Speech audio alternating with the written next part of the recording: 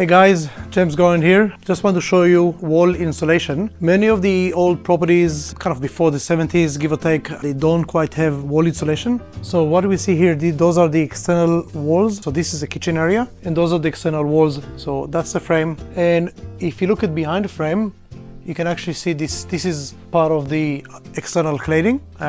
This is like actually a cavity, and the cladding is behind the cavity. So old houses actually have a cavity here. There's nothing, it's just like that. So that's why the insulation on old houses is quite poor, because there's nothing that is actually going to do a proper insulation. All the standard for quite some time, and all the new properties getting this nice, beautiful, fluffy insulation are 2.4.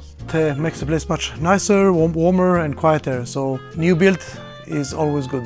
So the roof insulation, the standard one is a R3.6, and that's pretty much that thickness. The one I like to use is the R5, that is almost like double the amount of thickness. So price difference between those two is pretty neglective, because it's about 13.5 versus 15.5. But when you have that insulation in the roof, it gives you a much better insulation. It keeps the place warmer.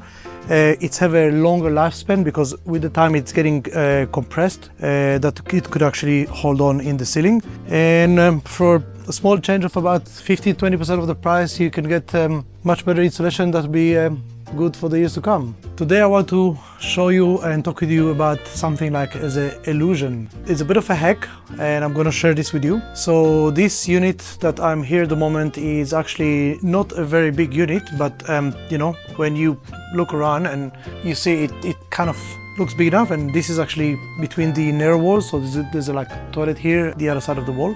But it doesn't look too small, does it? Now the trick is high ceilings. I can reach 2.4, but this is actually 2.7. So when you actually look at the property and when you look around, it actually looks quite big. It gives you the impression. The other thing around is if we're going and we are looking at this sliding door here, this is not your standard sliding door.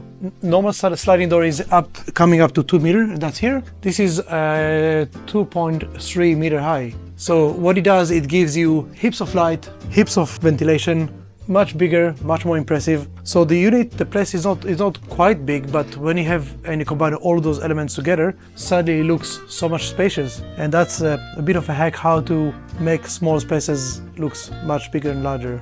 Take care.